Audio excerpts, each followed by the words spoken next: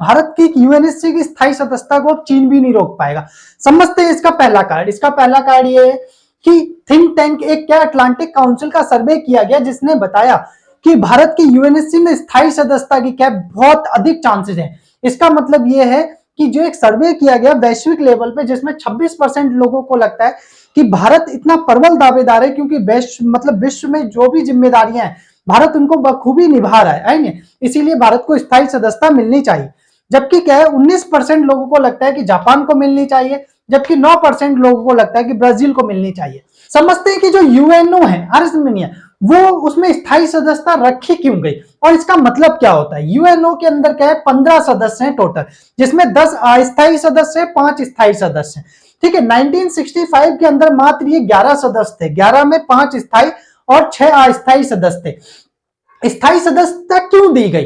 Armenia स्थायी सदस्यता का मतलब होता है वीटो पावर, यानी कि इंटरनेशनल लेवल पे अगर कोई भी मुद्दा उठता है अर्ज में और वो यूएनओ में जाता है तो अगर कोई भी कंट्री उसमें वीटो यूज करती है इसका मतलब ये उस मुद्दे को रिजेक्ट कर दिया जाएगा, फिर हटा दिया जाएगा, उसके ऊपर यूएनओ में डिस्कशन नहीं होगा। क्योंकि क्या है जिस देश को वीटो पावर है, 5 देश के पास वीटो पावर है, उनको उस पर ऑब्जेक्शन है। अभी इस समय कितने 5 देश कौन कौन से हैं? एक तो यूएसए है, यूके है, रशिया है, फ्रांस है, चाइना है। इनको ही क्यों मिली? क्योंकि सेकेंड वर्ल्ड वॉर के अंदर ये क्या है विश्व के 5 ताकतवर देश थे जिन्होंने क्या है धुरी राष्ट्रों को हराया था, यानी जर्मनी, जापान और इटली को हराया था।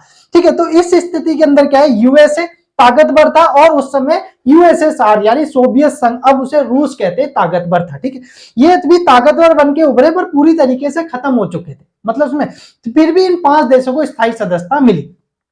अब यहां समझने वाली बात यह है कि अब क्या है, देखो उस समय उन देशों को स्थायी सदस्यता मिली जो विश्व की महाशक्तियां थी, पर अब स्थिति बदल चुकी है। अब विश्व की महाशक्तियों में इंडिया भी शामिल हो गया है। इंडिया अगर ग्लोबल फायर पावर इंडेक्स के थ्रू देखें तो भारत क्या है चौथी वैश्विक क्या है शक्ति, यानी इसकी जो आर्मी है वो क्या है चौथे नंबर की बेस्ट आर्मी है।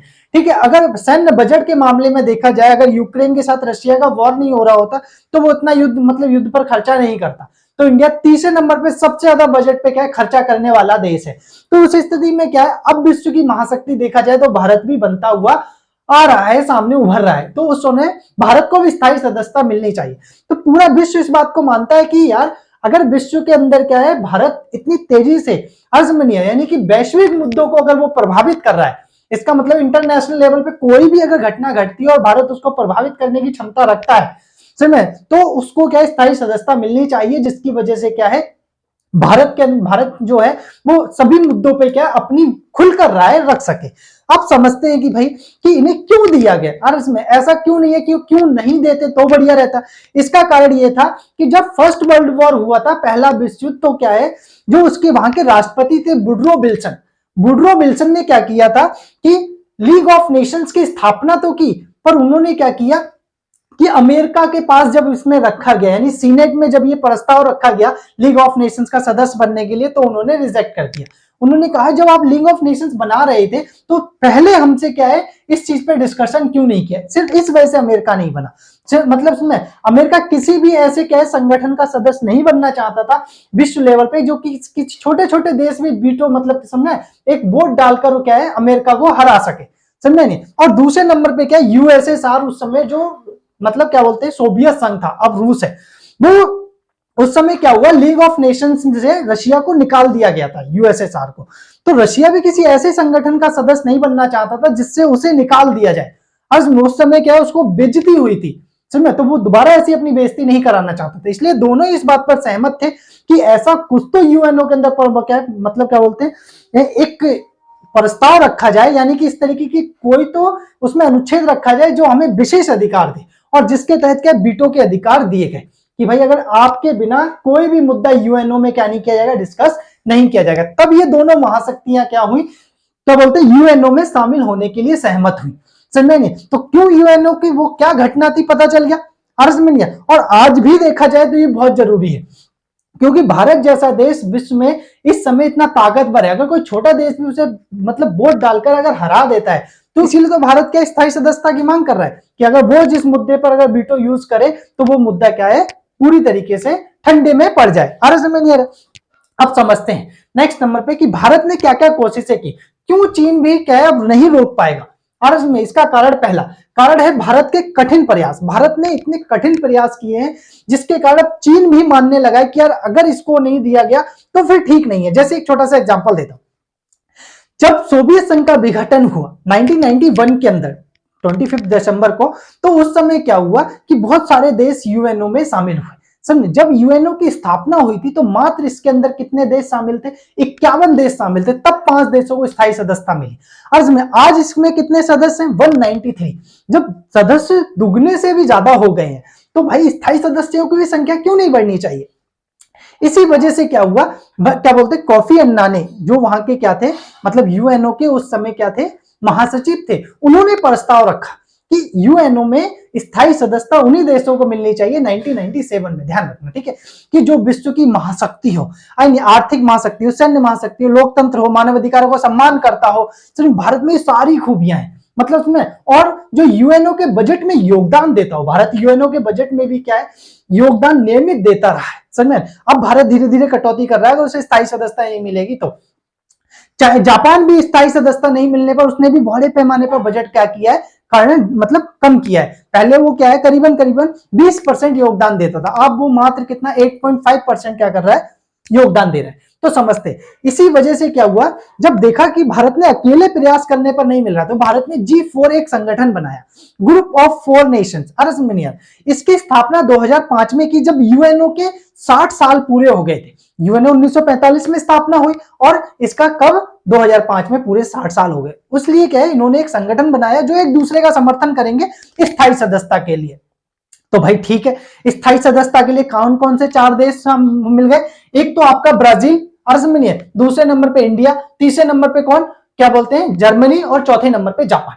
कौन? ये 4 देश, ब्राजील, कौन, जर्मनी, इंडिया और जापान, ये एक दूसरे का समर्थन करेंगे स्थायी सदस्यता को लेकर। ठीक है, अब इन्होंने देखा कि यार अफ्रीका से भी क्या है, 1-2 देश लेना चाहिए, क्योंकि अफ्रीका का भी क्या है, प्रतिनिधित्व नहीं हो रहा है। ठीक है, इसलिए अफ्रीका से क्या, जो अफ्रीकन यूनियन है, जिसको अभी G20 का क्या है 21वां सदस्य बनाया गया है, उसने कहा गया कि भाई अब 2 देशों के नाम दो अफ्रीका में जो पूरे अफ्रीका का नेतृत्व कर सके। तो अफ्रीकन यूनियन उसमें सहमत नहीं हो पाया। चलो कोई बात नहीं, फिर भी देखा जाए तो प्रबल दावेदार हम मानते हैं दक्षिण अफ्रीका को। हमने कहा या तो दक्षिण अफ्रीका रख लेते हैं, या फिर मिस्र रख लेते हैं, या नाइजीरिया रख लेते हैं। इन 3 देशों में से कोई 2 देश को हम क्या है स्थायी समर्थन देते हैं। भले ना मिले अलग बात है, समझ में नहीं, पर भारत की इससे क्या दावेदारी मजबूत होगी, क्योंकि पूरे विश्व के अंदर क्या है, भारत का समर्थन मिलेगा भारत को। अब G20 जो नई दिल्ली के अंदर बैठक हुई, उसमें भी जब बैठक खत्म हुई तो उस समय क्या प्राइम मिनिस्टर नरेंद्र मोदी ने G20 के सभी देशों से बात की कि स्थायी सदस्यता यानी यूएनओ के अंदर क्या है सुधार होने चाहिए, जिससे कि पूरे विश्व का क्या कर सके, वास्तविक प्रतिनिधित्व कर सके। अब यह समझने वाली बात क्या है, G20 क्या है? G20 विश्व के, समझना, विकसित और विकासशील भी मजबूत अर्थव्यवस्थाओं वाले देशों का समूह है। इसके अंदर जितने भी स्थायी सदस्य हैं वो सारे इसके सदस्य हैं। बात समझ में आई? चाइना इसका सदस्य है, पता ही है G20 का, रशिया भी G20 का सदस्य है, यूएसए भी, और यूके, और आपका कौन, फ्रांस, क्योंकि इन्हें क्या है हम G7 भी बोलते हैं, group of 7 developed nation. Clear? विकसित क्या बोलते हैं, 7 अर्थव्यवस्थाओं का समूह। पहले रशिया भी शामिल था, पर इसने जब क्रिमिया को हत्याया था तो उसको क्या है मतलब 8 से निकाल दिया गया, इसलिए अब इसको G7 कर दिया गया। ठीक है, अब ब्रिक्स जो है वो ब्राजील, रशिया, इंडिया, चाइना और साउथ अफ्रीका का संगठन है। समझे, इसने भी क्या किया कि भाई समझना, यहां पर कौन कौन शामिल है, एक तो रशिया शामिल है और एक चाइना शामिल है, जो क्या है हमारा विरोध करने को तैयार है। कौन? चाइना।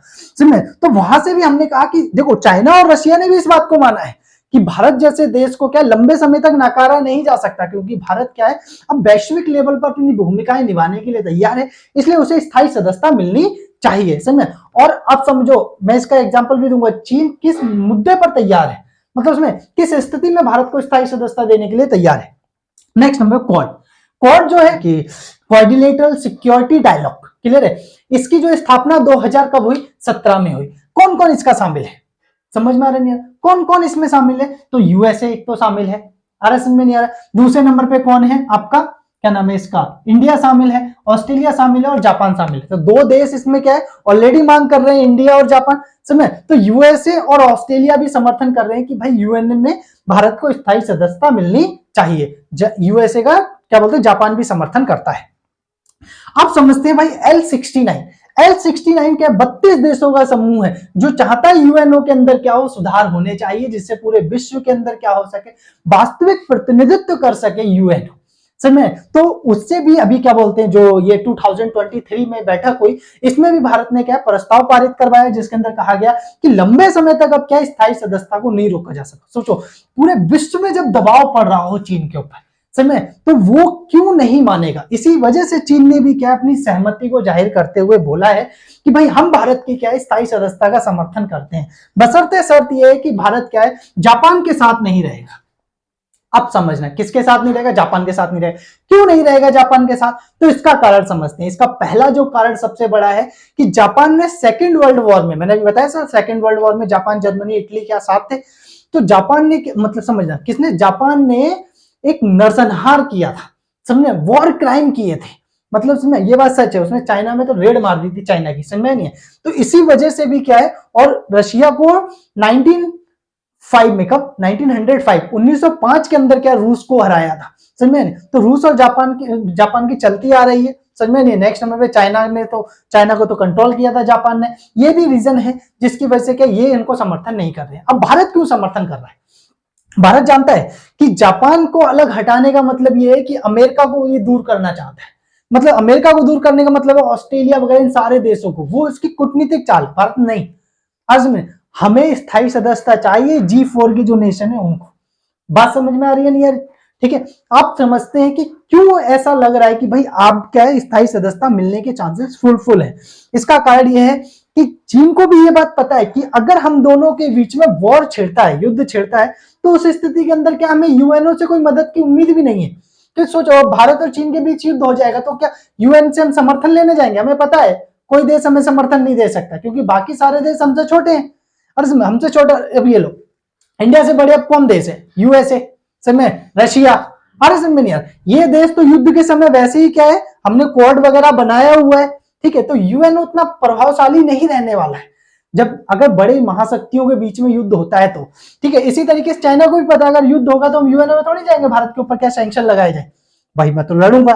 तो इस स्थिति के अंदर क्या वो समर्थन कर रहा है, मतलब इसमें इसका फायदा भी ये रहेगा कि वर्ल्ड के अंदर क्या दो महाशक्तियां रहेंगी, और शायद अगर हम अपनी सीमा विवादों को सुलझा लेते हैं, समझ, जो आगे जाके चांसेस हैं कि सीमा विवाद सुलझे अर्ज में, तो क्या है पूरी एशिया को हम लोग, मतलब पूरे वर्ल्ड को हम क्या शेयर कर सकते हैं। अब ये मत कहना कि शेयर करने का मतलब है इंडिया का जो सपना है वो चाहता है साउथ एशिया के अंदर भारत का दबदबा रहे, जबकि चाइना का जो सपना है वो चाहता है पूरे एशिया में उसका दबदबा रहे, जबकि जो यूएसए उसका सपना है कि पूरे विश्व में क्या रहे, मेरा दबदबा रहे, ठीक है। तो ये सब इसी वजह से भी चांसेस हैं कि भारत और चीन के बीच में एक लेवल पे क्या हो, स्थायी सदस्यता का समर्थन किया जाए, ठीक है। क्योंकि भारत जिस तरीके के प्रयास कर रहा है उनसे नहीं लग रहा कि लंबे समय तक क्या है भारत को रोका जा सकेगा।